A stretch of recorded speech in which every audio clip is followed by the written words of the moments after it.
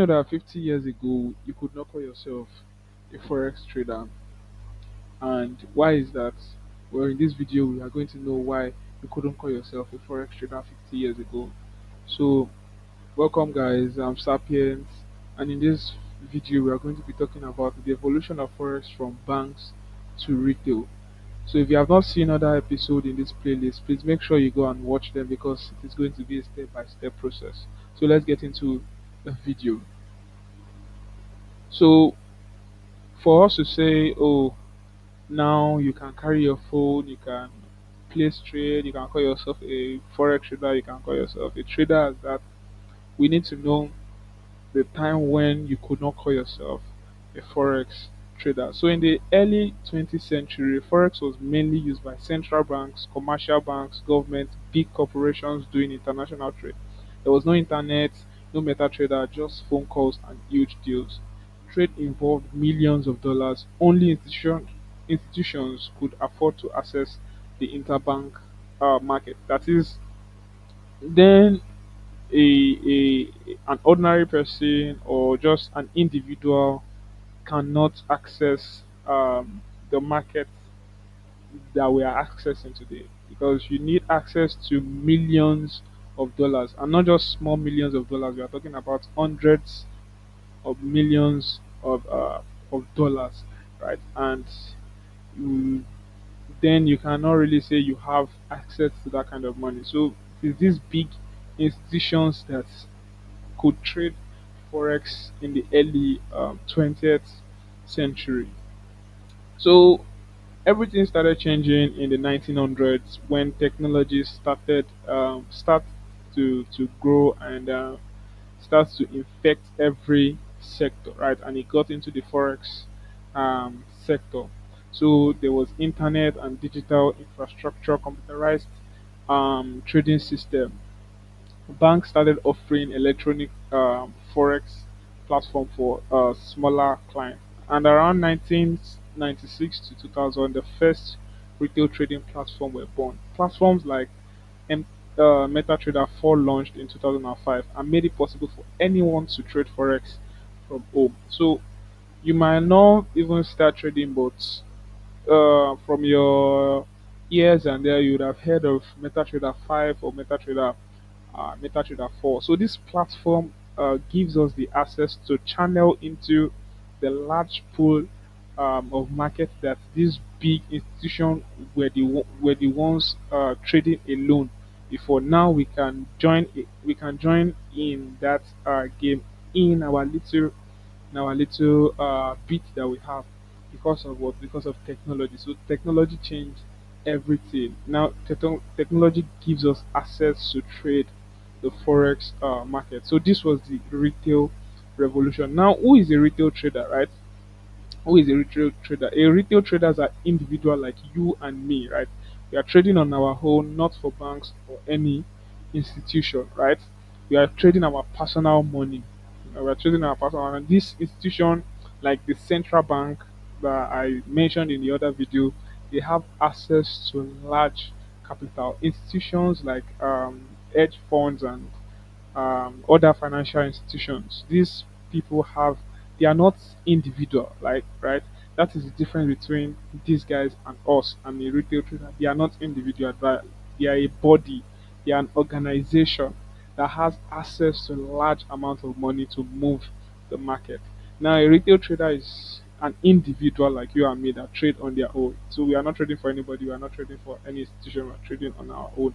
And we use brokers to access the market. So one of the difference between us is that we use brokers, they don't use broker. They have direct access to the market, but we use broker to access the market. We are trading with as little as $50 to or $100 or more, $10,000, $200,000, $500,000.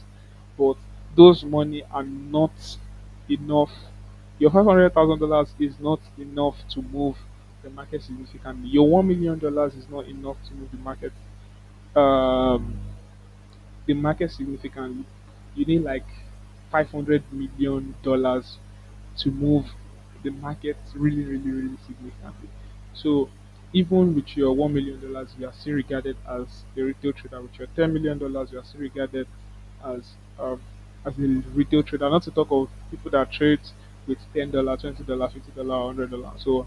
So we also, as a retail trader, we also rely on technical analysis, fundamental analysis, or probably sentimental analysis to make trading decisions. We rely on tools like MetaTrader, we rely on tools like TradingView, and we rely on strategies like SMC, ICT, and PA. Whereas these guys, they don't rely on strategies that we use.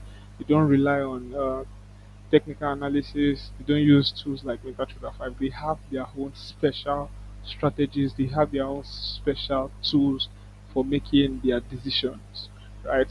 So today, millions of people globally are retail traders. So fun fact, Nigeria is one of the biggest and growing and fast growing country that is building up tech entrepreneurs and forex traders. So apart from that, we have millions of people globally that are retail traders that are into forex uh, trading.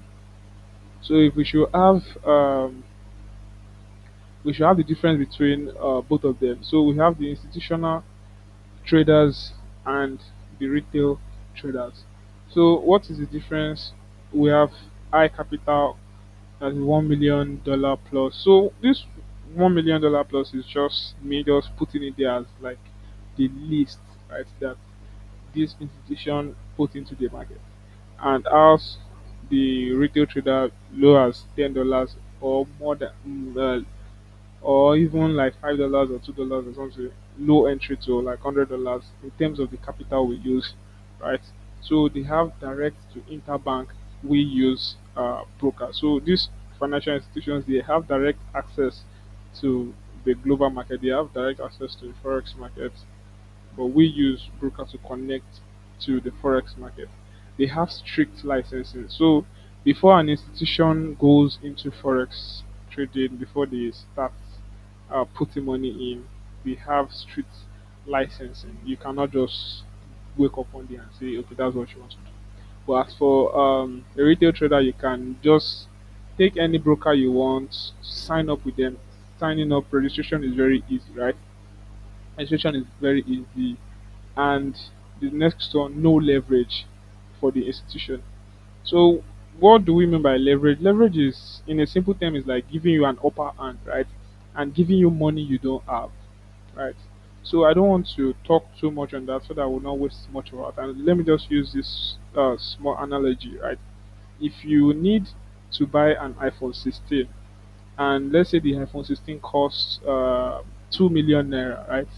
But you don't have 2 million naira. You have, let's say, 500,000 naira. So you need how many 500,000 naira to complete. So you have 500,000, you need another 500,000, 1 million, you need another 5,000.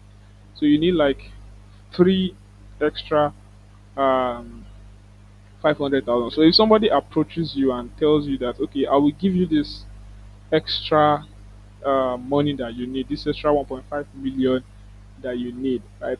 So they are giving you a leverage um to buy that iPhone 16. So they can just give you in terms of numbers. They can just give you in terms of like, okay, 1:3, right? So your this thing, your 500,000 now is now multiplied, right? So that you'll be able to buy that phone.